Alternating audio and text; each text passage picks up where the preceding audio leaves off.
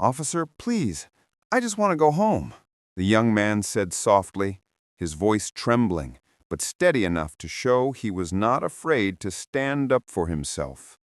"Shut up!" the officer barked. "You think you can talk back to me?"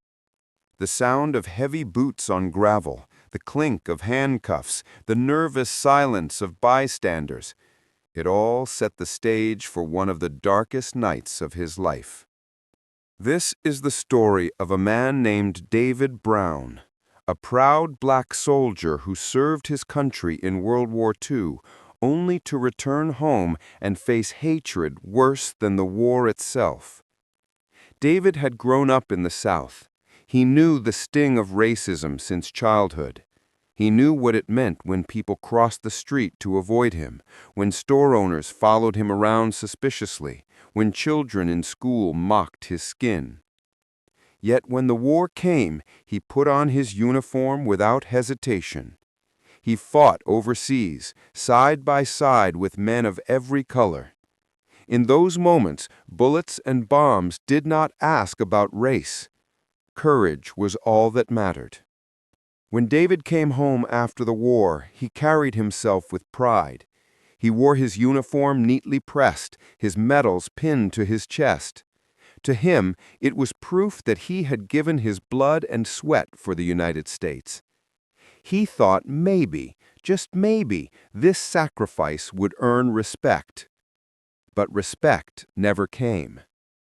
On the evening of February 1946, David was riding a bus through South Carolina.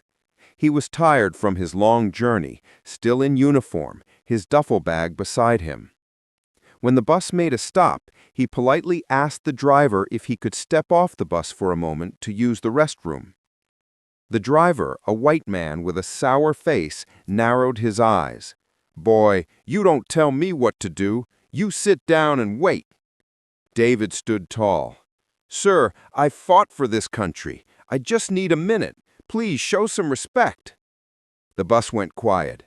Every passenger could feel the tension. In the South, a black man speaking back to a white man was dangerous.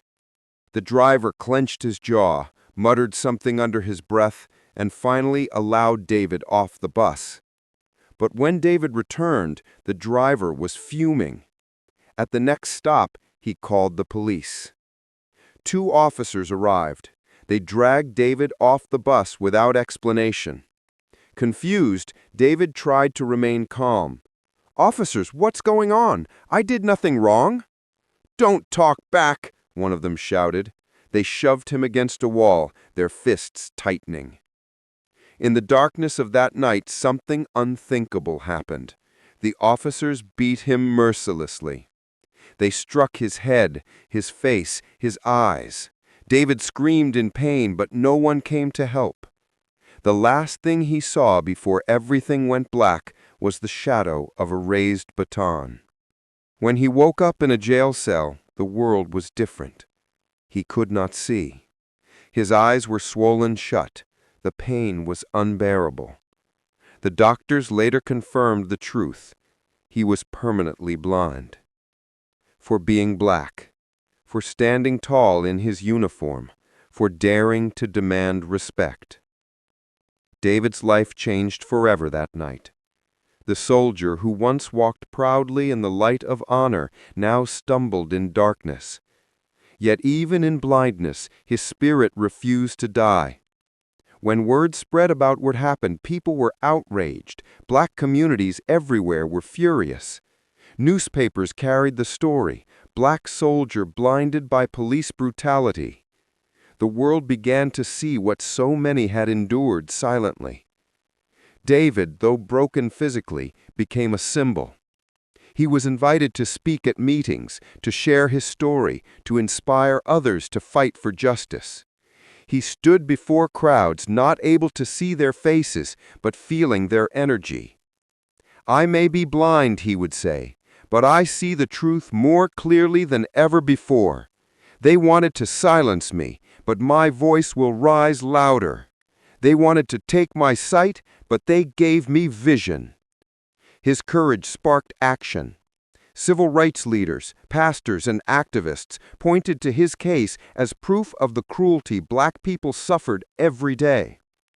It became a turning point, a push that fueled the fight for justice. David never regained his sight. He never saw the faces of his children grow up. He never again saw the sunrise or the medals he once earned.